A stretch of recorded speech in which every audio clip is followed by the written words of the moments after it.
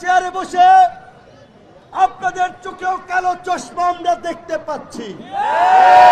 আমাদের ঢাকা মহানগর উত্তরের পক্ষ থেকে মেরুল বাড্ডা একটি প্রোগ্রাম ছিল, কিন্তু গতকালকে মধ্যরাতে সেই প্রোগ্রাম স্থগিত করা হয়েছে।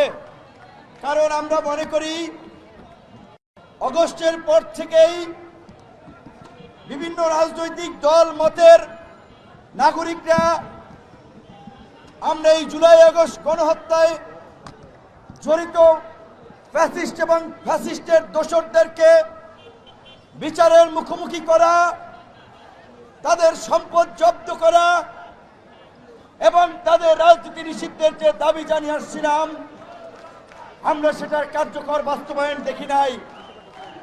ডক্টর মোহাম্মদ ইউনূসের প্রতি আমরা পরিষ্কার আহ্বান জানিয়ে বলতে চাই, অনতিবিলম্বে উপদেষ্টা পরিষদের মিটিং ডাকুন, জাতীয় সংলাপ ডাকুন।